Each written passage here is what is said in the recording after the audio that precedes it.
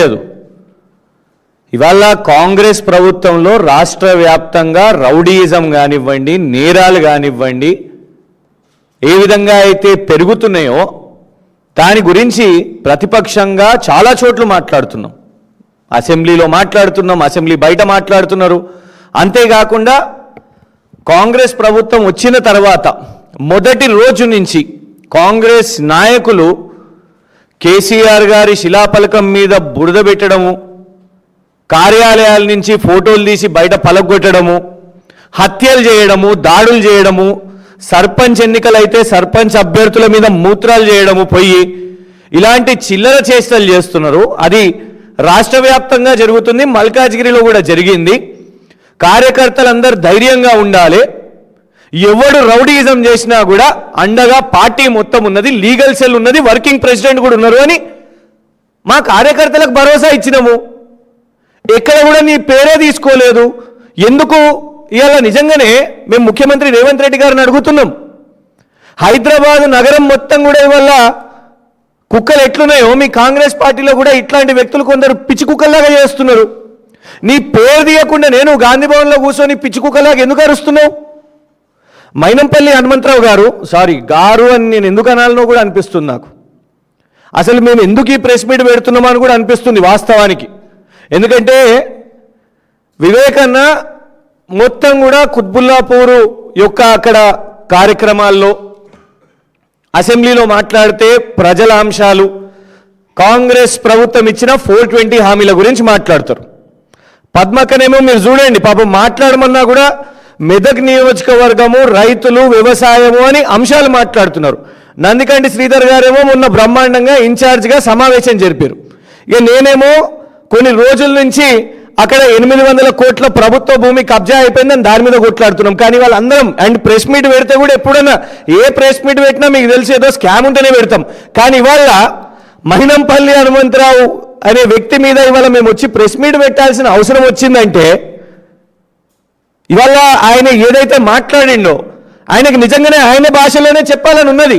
ప్రజలు ఏమంటారంటే మళ్ళీ తర్వాత చూడండి, వీళ్ళు కాంగ్రెస్ వాళ్ళు ఇట్లాంటివి మాట్లాడతారు.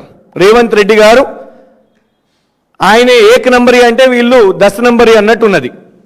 ఆయననేమో సమావేశం పెడితే చాలు కేసీఆర్ గారు, కేటీఆర్ గారు, హరీష్ గారు ఇదే తిట్లు. మైనంపల్లి హనుమంతరావు కూడా ఇదే పరిస్థితి. అరే మాట్లాడండి, మీరు ప్రభుత్వంలో ఉన్నారు. ప్రభుత్వంలో ఉన్నప్పుడు మీకు ఒక బాధ్యత ఉన్నది. మీ పాలన గురించి మాట్లాడండి, మీ విజన్ గురించి మాట్లాడండి. ఆల్రెడీ చూస్తా 3 సంవత్సరాలు అయిపోతుంది. ఇంకో 2 సంవత్సరాలే ఉన్నది. అందులో ఒకటి బడ్జెట్ ఒకటి ఉంటుంది, దాని తర్వాత ఎలక్షన్ కోడ్ అంటారు. హైదరాబాద్ నగరంలో ఇవాళ జిహెచ్ఎంసీ ఎలక్షన్స్ 3 ముక్కలు చేశారు. మీరు దాన్ని చేసిన తర్వాత ఇప్పుడు జిహెచ్ఎంసీ ఎలక్షన్స్ చేసిందేమీ లేదు, నువ్వు నిర్మించిందేమీ లేదు. ఒక ఫ్లైఓవర్ నువ్వు వేయలే, ఒక ఆర్యూబీ నువ్వు వేయలే, ఒక్క ఇంద్రమ్మ ఇల్లు కనీసం పునాదులు కూడా వేయలేదు. మీరు కట్టింది ఇచ్చింది వదిలేయండి, ఒక పునాది కూడా వేయలేదు. మీరు ఏం మాట్లాడతారు హైదరాబాద్లో మీరు? అందుకే ఇలాంటి చిల్లర చేష్టలు. ఏం మాట్లాడిండండి ఆయన అసలు? మైనంపల్లి హనుమంతరావు అనే వ్యక్తి నిజంగా బాధేస్తుంది ఆలోచిస్తుంటే. మానసికంగా ఏదో ఆయనకు ఒక చికిత్స అవసరం ఉన్నట్టుంది, సన్ స్ట్రోక్ ఉన్నట్టుంది. వాళ్ళ కొడుకు చేయబట్టి ఆయన రాజకీయంగా ఇవాళ ఆయనకు పని లేకుండా పోయింది కాబట్టి ఆయన ఏం మాట్లాడుతుండో అటు మల్కాజ్గిరికి కాకుండా ఒకసారి మెదక్ అంటాడు, ఒకసారి సిద్దిపేట అంటాడు, నిన్న సిరిసిల్ల అంటుడు, మల్కాజ్గిరి అంటుండు, దోబికా కుత్తానా ఘర్కానా ఘాట్కా అని హిందీలో గిందికే అన్నారు కావచ్చు.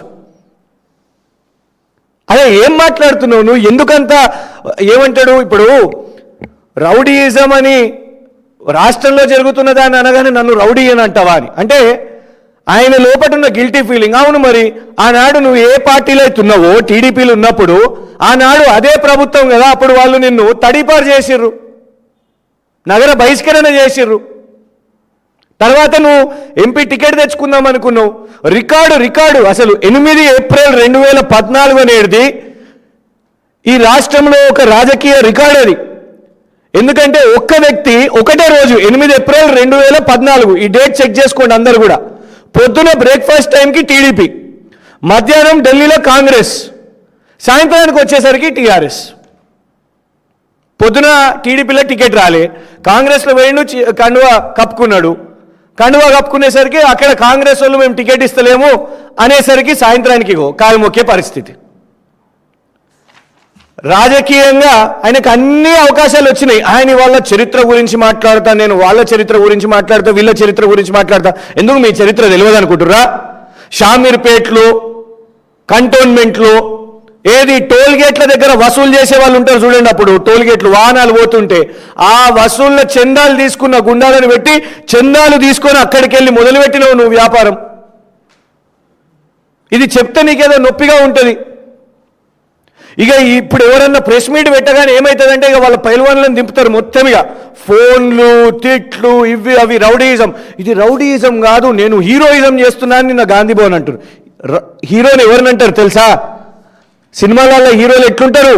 ఒక్క హీరో 50 మందిని కొడతాడు, ఒక్క హీరో 50 మందిని కొడతాడు. కానీ నువ్వు 50 మంది లేకపోతే నువ్వు ఇంటికి వెళ్ళి బయటికి రాలేవు. నువ్వు నిజంగానే హీరో అయితే మైనంపల్లి హనుమంతరావు నువ్వు అంటున్నావు కదా, నేను పచ్చకడు కొడితే 3 చక్కర్లు తిరుగుతారని.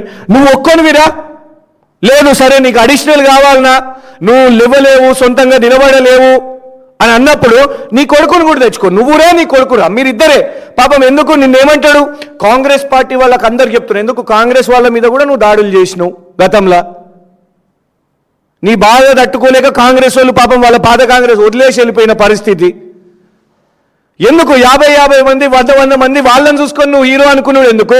దమ్ము ధైర్యం ఉంటే పచ్చకడి ఇది అదని మాట్లాడుతున్నావు కదా, నువ్వే దిగు రంగంలోకి. నువ్వు ఒక్కోనివే, నువ్వు హీరోవే అయితే, పోటుగానివే అయితే నువ్వు ఒక్కోనువో, నీ కొడుకు ఒక్కోళ్ళు. ఎక్కడైనా చూడండి, ఎక్కడన్నా ఏనాడైనా మైనంపల్లి హనుమంతు ఒక్కడెక్కడికన్నా వెళ్ళిండా? ఒక్కడెప్పుడన్నా ఛాలెంజ్ చూడతాడా? భయం, భయం. అందుకే ఒక్కడు ఏడికి ఓడు రా, ఒక్కోనివి రా, గంతే ఉంటే. రాజకీయంగా మాట్లాడినప్పుడు అసలు ఈ కాంగ్రెస్ పార్టీ వాళ్ళకి నిజంగా విచిత్రం ఏంటంటే వాళ్ళే చెడ్డగా మాట్లాడతారు. మాకు నచ్చకపోయినా ఇప్పుడు మేము సమాధానం చెప్పేసరికి సుశీల్ వీళ్ళకి అహంకారం ఎంత ఉందో అని అంటారు మళ్ళా. అరే కేటీఆర్ గారు పెట్టుబడుల కోసం సూట్ వేసుకుంటే వాళ్ళకి ఇబ్బంది, సూట్ వేసుకుంటే ఇబ్బంది, ప్రజలను కలిస్తే ఇబ్బంది, పోయి యూత్ని కలిస్తే ఇబ్బంది. ట్విట్టర్లో ఎవరికన్నా పాపం ఎవరికన్నా ఇబ్బంది ఏమన్నా ఉంటే రాత్రి 2 గంటలకు అన్న ఈ సమయంలో కోవిడ్ సమయంలో మాకు పాలు దొరుకుతలేవన్నా, పిల్లలు ఉన్నారు ఇంట్లో అని అంటే ఆనాడు డిప్యూటీ మేయర్ని పంపించి వాళ్ళకి ఏమేమి అవసరాలు ఉన్నాయని అదే ట్విట్టర్ ద్వారా ట్వీట్ చేస్తే దానికి కూడా వాళ్ళకు నొప్పే. కేటీఆర్ ట్విట్టర్ వాడితే ఇబ్బందే, కేటీఆర్ ఫేస్బుక్ వాడితే ఇబ్బందే, కేటీఆర్ ఇన్స్టాగ్రామ్ వాడితే ఇబ్బందే, కేటీఆర్ వాట్సాప్లో స్పందిస్తే ఇబ్బందే. ఒక నాయకుడు అనేవాడు ఇన్ని మాధ్యమాల్లో జనాలకు ప్రజలకు అవైలబుల్గా ఉన్నాడంటే అది మీకు ఇబ్బందా? పొద్దున్న లేస్తే రేవంత్ రెడ్డి గారికి కేటీఆర్ గారితో ఇబ్బంది. నిన్న చూస్తున్న ఒక ఛానల్లో విచిత్రం, ఎస్బీఐ భూములను రేవంత్ రెడ్డి గారు ప్రభుత్వం వేలం పెట్టింది. కోర్టు మొట్టుకాయలు వేసి ఇమ్మీడియట్గా తప్పు అని చెప్పి ఇంటరిమ్ రిలీఫ్ ఇచ్చింది. అందులో కూడా ఏంటంటే ఇందులో కూడా కేటీఆర్ గారు హస్తం ఉంది, ఎస్బీఐ భూములు దాంట్లో కూడా చర్చ, గంట సేపు చర్చ. ఇదే మేడుపు కేటీఆర్ గారి మీద. ఆఖరికి ఇంకా విచిత్రం ఏంటంటే ఇగో ఆయన ఏమంటాడు అంటే పచ్చకడిస్తే 3 సార్లు చక్కెర ఏదేదో మాట్లాడుతుండు. మరి ఆయన కూడా హాస్పిటల్ ఉన్నాడు. వివేకన్న ఇది మీరే కదా అప్పుడు హాస్పిటల్కి పోయింది, ఇవ్వండి ఆనాడు. మరి వివేకన్న కూడా ఇట్లనే మాట్లాడుంటే మీరు హాస్పిటల్ ఉన్నప్పుడు ఏం రోగం వచ్చి ఉన్నారో మాకు తెలియదు, కానీ అందరూ వేరు పరామర్శించడానికి పాపం. మరి ఆనాడు ఇట్లనే మాట్లాడిరా? 60 సంవత్సరాలకు వచ్చిరు, కొంచెం విఘ్నతగా మాట్లాడండి.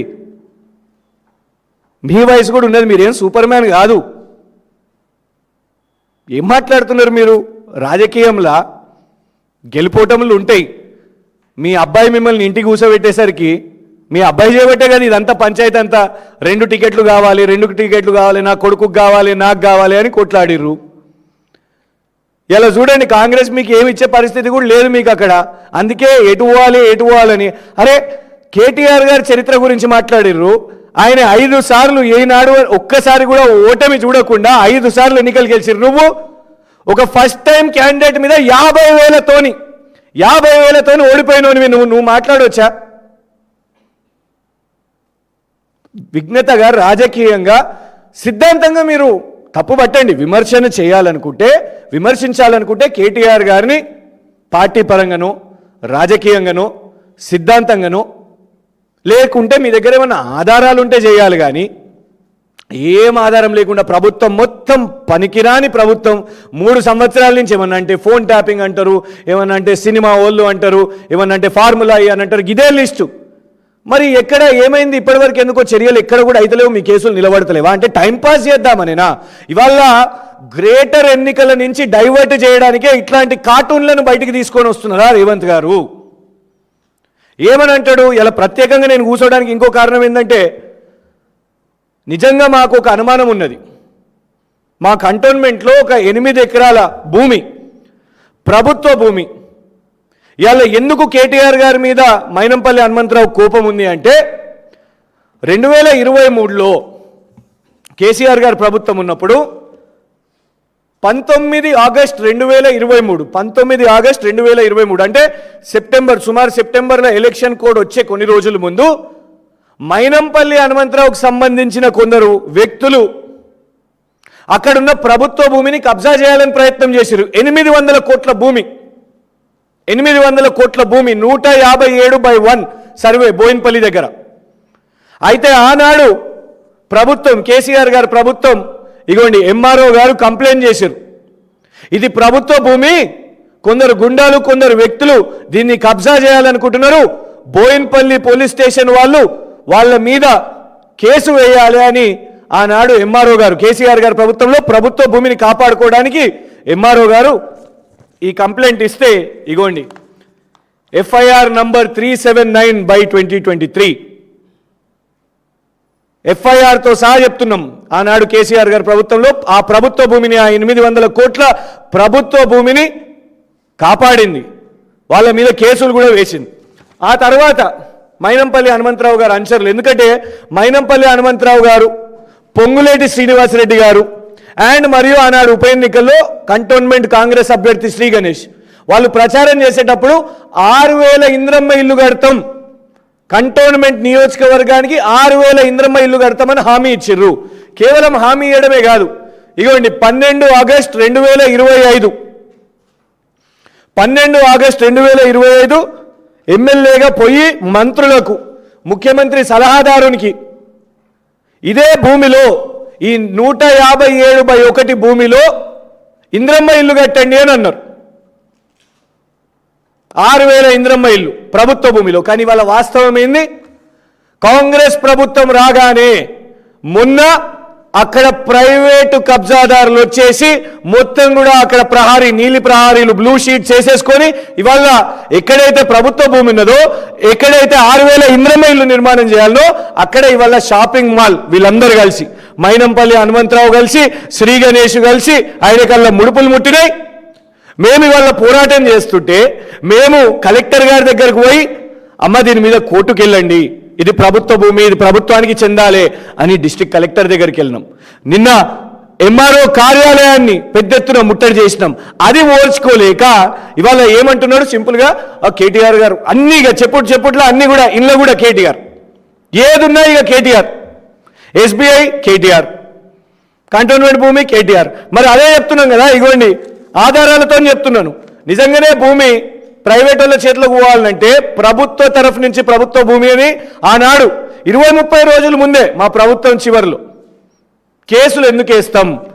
ఇవాళ మతి భ్రమించి ఏది మాట్లాడాలనో తెలియక, సబ్జెక్ట్ లేక వాళ్ళ ప్రభుత్వం పూర్తిగా విఫలమయ్యి ఏదో పెద్ద వచ్చి డైవర్ట్ చేద్దామని ఇవాళ పోటుగాళ్ళకి, నాకు తెలుసు ఇవాళ సాయంత్రానికి ఏం మొదలవుతాయి, వాళ్ళ పట్టగాళ్ళందరిగా షురూ చేస్తారు ఫోన్లు. మైనంపల్లి హనుమంతరావు గారికి ఒకటే సూచన, సింగిల్గా వస్తావా, సింగిల్గా వస్తా, పక్కనే ఉంటాం కంటోన్మెంట్, ఒక్కొని వస్తావా, ఒక్కొని వస్తాం, లేదు గుంపుతోనే వస్తావా, దొడ్డిదారిన రాకు, సడన్గా రాకు, టైం చెప్పిరా, ఎందుకంటే మేమైతే పనిలో ఉన్నాం, నీకు పని లేదు, నువ్వు ఇవాళ ప్రజాప్రతినిధిగా లేవు, కానీ మాకు మాత్రం ప్రజల అంశాలు ఎన్నో ఉన్నాయి, సో మాకు కొంచెం టైం చెప్పు, జాగా చెప్పు, మేము వస్తాం, నువ్వు గుంపుతోనే వస్తే మేము కూడా గుంపుతోనే వస్తాం, తెలుసుకుందాం నడు ఎవరి పచ్చకల్లో ఎంత బలం ఉందో. రాజకీయంగా వస్తావా, రాజకీయం చేద్దాం, కానీ నువ్వు ఇంకా 60 సంవత్సరాల ఈ బుద్ధి తెచ్చుకోకుండా ఇంకా రౌడీయిజమే అనుకుంటే, దాన్నేదో హీరోయిజం అనుకుంటే, బిడ్డ మేము విద్యార్థి ఉద్యమాల నుంచి వచ్చినాం, నువ్వు ఉద్యమాలు చూడలేదు కావచ్చు. 100 మంది పోలీసులను అందరం ఎదుర్కొన్నోళ్ళం, లాఠీ దెబ్బలు తిన్నోళ్ళం. నీ పచ్చకాడికి ఎవరు కూడా భయపడేటోళ్ళు లేరు. హనుమంతరావు బంజయ్. ఇవాళ రాజకీయం మారుతుంది, జెన్జీ అందరు వస్తున్నారు, తిరగబడుతున్నారు. రౌడీయిజంతోని నువ్వు పిచ్చి పిచ్చి మాటలతోని ఇంకోసారి కేటీఆర్ గారిని మాట్లాడితే అందరికి కూడా ఇది ఒక ఫ్యాషన్ అయిపోయింది. ఆయనకి ఏదో ఉట్టిగానే మాట్లాడేసి అయిపోతుందని. ఇవాళ వాళ్ళ భయం ఏంటంటే ఆయనే ఒక వక్తగా ప్రపంచ స్థాయిలో ఎక్కడైనా కూడా మాట్లాడగలుగుతాడు, పెట్టుబడులు ఆకర్షించగలుగుతాడు, అడ్మినిస్ట్రేషన్లో సక్సెస్ అయింది, ఎలక్షన్స్ గెలిపించగలిగిండు. ఒకటి కాదు 2 సార్లు. 2000 మొదటిసారి 15లో జిహెచ్ఎంసీ ఎలక్షన్స్ అయినప్పుడు బ్రహ్మాండంగా క్లీన్ స్వీప్ చేసి మేయర్ అయ్యాడు. 2020లో మళ్ళీ ఎలక్షన్స్ అయినప్పుడు మళ్ళా బీఆర్ఎస్ పార్టీ మేయర్ అయ్యేటట్టు నేతృత్వంలో కేటీఆర్ గారు చేసి చూపెట్టారు. 3ఓసారి హ్యాట్రిక్ చేస్తారు కాబట్టి కేటీఆర్ గారిని ఎట్లా డైవర్ట్ చేద్దామా, ఎట్లా టార్గెట్ చేద్దామా, క్యారెక్టర్ అసాసినేషన్, వ్యక్తిత్వ హననం ఎట్లా చేద్దామా అని ఇలా మాట్లాడుతూ కేవలం కాంగ్రెస్ పార్టీ అదే టార్గెట్ చేస్తున్నారు. కాబట్టి మీకు కేటీఆర్ గారు అవసరం లేదు, కేటీఆర్ గారు వారి ప్రోగ్రాంలు చేసుకుంటారు, మేం చాలు. మళ్ళీ ఒకసారి ఛాలెంజ్ చేస్తున్నాం, హనుమంతరావు మైనంపల్లి సింగిల్గా వస్తే సింగిల్గా వస్తాం, గుంపుగా వస్తే మొత్తం బీఆర్ఎస్ అందరూ కూడా గుంపుగా వద్దాం, చలో చూసుకుందాం, బస్తీ మే సవాల్.